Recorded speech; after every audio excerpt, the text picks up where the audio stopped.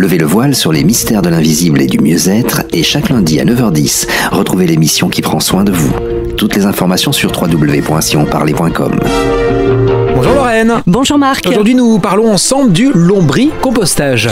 Et oui, vous le savez Marc, protéger notre planète c'est une priorité aujourd'hui et on peut tous le faire à travers des gestes qui sont très simples au quotidien. Alors bien sûr, il y a notamment le fait de faire son tri sélectif des déchets, le recyclage du verre, du papier, des piles, etc. Mais que faisons-nous de nos déchets organiques ? Et oui, car les déchets organiques proviennent du jardin et tout le monde n'en a pas. Vous avez raison Marc, mais nos déchets organiques sont constitués entre autres de l'entretien de nos jardins, les feuilles mortes, la tonte des pelouses, etc. Et en effet, tout le monde n'a pas un jardin. Mais il y a une chose que nous faisons tous, c'est manger. Et donc, nous remplissons tous au quotidien nos poubelles d'épluchures de fruits, de légumes, de marcs de café, de restes de repas. Et ces déchets-là aussi, il est important de les trier. Alors pourquoi les trier ?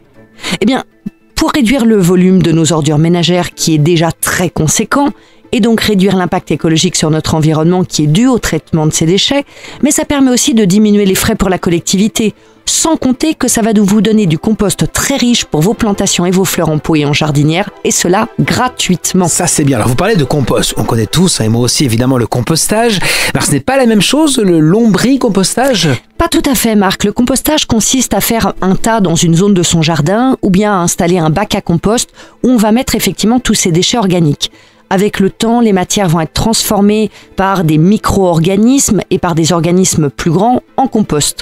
Alors c'est une très belle initiative qui est de plus en plus souvent adoptée dans des lieux collectifs, par exemple au pied des résidences, dans des écoles, des maisons de retraite, etc.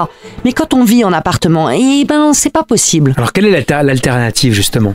Eh bien, le lombricompostage, justement, puisque vous allez pouvoir faire la même chose, mais en plus réduit, en installant un lombricomposteur chez vous.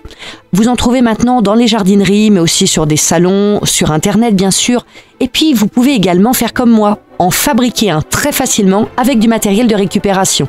Il s'agit simplement d'une superposition de tiroirs ou de boîtes qui communiquent entre elles par des petits trous où l'on va placer des verres qui s'occuperont de transformer tous vos déchets ou presque en compost. Alors, est-ce que cela demande des connaissances particulières ? Je vous rassure Marc, c'est à la fois très simple et ludique. Il suffit juste d'apprendre quelques notions très simples pour démarrer et entretenir votre lombricomposteur au quotidien.